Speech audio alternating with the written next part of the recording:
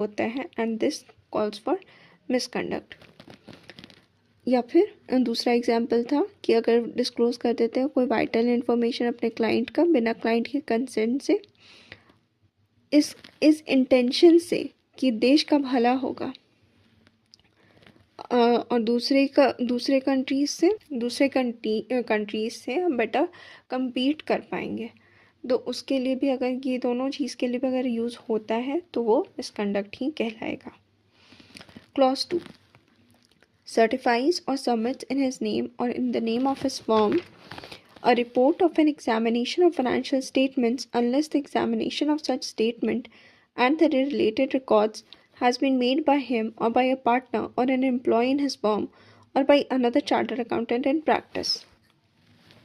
अगर वो कुछ ऐसा रिपोर्ट जो है सर्टिफाई या सबमिट कर देते हैं फाइनेंशियल स्टेटमेंट के, report of examination of financial statement, अगर वो एग्जामिनेशन उनके द्वारा या फिर कोई पार्टनर और employ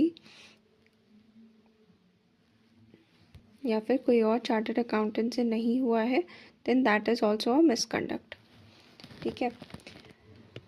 Now clause 3 permits his name or the name of his firm to be used in connection with an estimate of earnings contingent upon future transactions in manner which may lead to belief that he vouches for the accuracy of the forecast।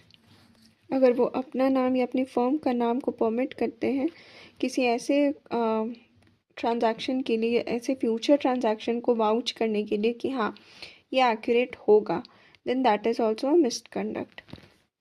Additional points इसका SE 3400 the examination of prospective financial information provides that management is responsible for preparation and presentation of prospective financial information.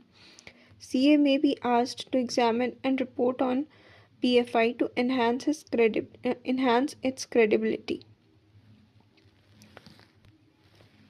CA can participate in the preparation of profit or financial forecast and can review them provided he indicates clearly in his report the source of information, basis of forecast, and also major assumptions made in arriving at forecast, and he does not vouch for the accuracy of the forecast.